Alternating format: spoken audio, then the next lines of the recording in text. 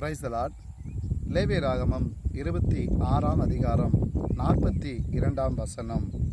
நான் யாக்கோபோடே பண்ணின என் உடன்படிக்கையும் ஈசாக்கோடே பண்ணின என் உடன்படிக்கையும் ஆபிரகாமோடே பண்ணின என் உடன்படிக்கையும் நினைப்பேன், தேசத்தையும் நினைப்பேன். கர்த்தர் நம்மையும் நினைக்கிறார், நம்முடைய தேசத்தையும் நினைக்கிறார். கர்த்தர் நம்மையும் நினைக்கிறார், நம் தேசத்தையும் நினைக்கிறார். எனக்கு அன்பானவர்களே, நம்முடைய சொந்த தேசம் பரலோகம்.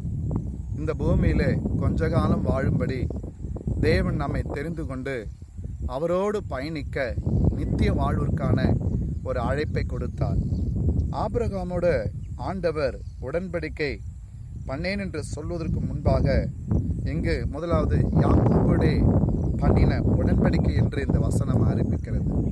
யாக்கோபு, அவருக்கு தேவன் 12 கோத்திரங்களை ஆண்டவர் பிள்ளையாக கொடுத்தார்.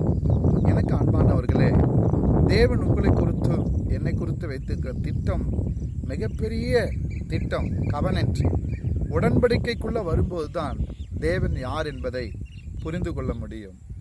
ஏசாவை தள்ளி யாக்கோபை தேவன் தெரிந்தெடுத்து அந்த யாக்கோபின் மூலம் தேவன் தம்மை வெளிப்படுத்தினார் உடன்படிக்கையின் தேவனாக. இந்த நாளில் ஆண்டவர் 2 பரிவாரங்களோடு கூட யாக்கோபை ஆசீர்வதித்தார். ஏனென்றால் உடன்படிக்கை நினைவு கூர்ந்தபடினாலே.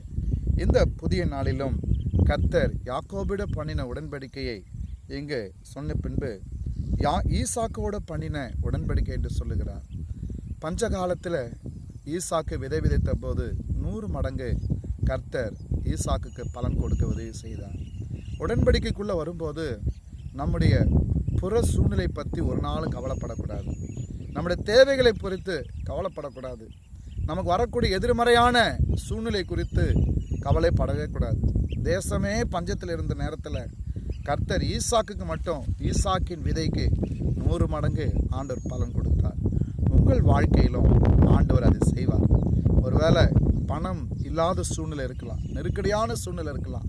கர்த்தருடைய வார்த்தை சொல்லியிருக்கிறது, நான் ஆபிரகாமோடு பண்ணினேன் உடன்படிக்கையையும் நினைப்பேன் என்று. நம்முடைய விற்புதாக்களை நினைவு கூர்ந்து கர்த்தர் உங்களை என்னை ஆசீர்வதிக்கிறார்கள். வேதம் சொல்லியிருக்கிறது, தேசத்தையும் நினைப்பேன் என்று. உங்களால், என்னால், நம்மால தான் இந்த தேசம் ஆசீர்வாதமாக இருப்பதற்கு ஆண்டவர் தெரிந்தெடுத்திருக்கிறார்.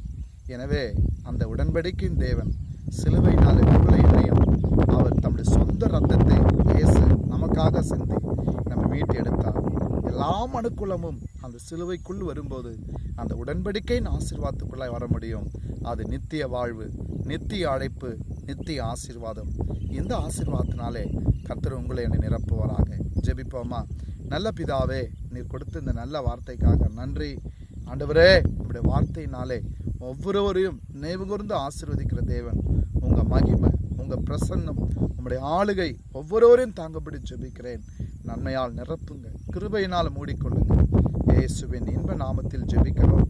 எங்கள் ஜெபம் கேளும் நல்ல பிதாவே. ஆமென். God bless you.